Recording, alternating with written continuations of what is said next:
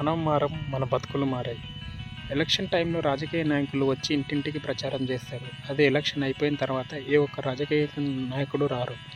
ఎందుకంటే వాళ్ళకి ఎలక్షన్ టైంలో వాళ్ళకి అవసరం ఉంది. అవసరం తీరిన తర్వాత నువ్వెవరు, నేనెవరు, ప్రాబ్లం ఉందంటే ఏ ఒక్క రాజకీయ నాయకుడు వచ్చి నీకు హెల్ప్ చేయరు.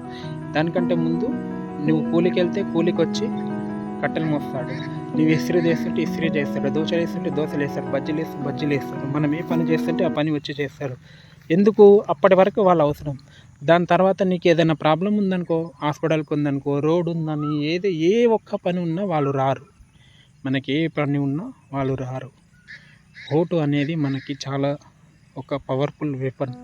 అలాంటి వెపన్ని మనం ఎవరికి వేయాలో, ఏ రాజకీయ నాయకులకి వేయాలో, ఇండిపెండెంట్గా నిలబడిన వాళ్ళకి వేయాలా, మనం ఎవరికి సపోర్ట్ చేస్తే మనకి రేపటికి మంచి భవిష్యత్తు ఉంటుందో, డబ్బులు ఉన్న వాళ్ళక, డబ్బులు పంచేవాడిక, నీతి నిజాయితీకో రాజకీయాల్లోకి ఎంతోమంది ఉన్నారు, వాళ్ళకు వేయాలనేది ఆలోచించుకోవాల్సింది మనం.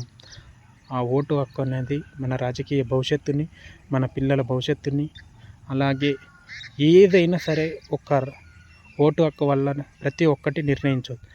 అలాంటి ఓటు హక్కుని దయచేసి ప్రతి ఒక్కరూ చూసి ఆలోచించి వేయాలని మనస్ఫూర్తిగా కోరుకుంటున్నాను.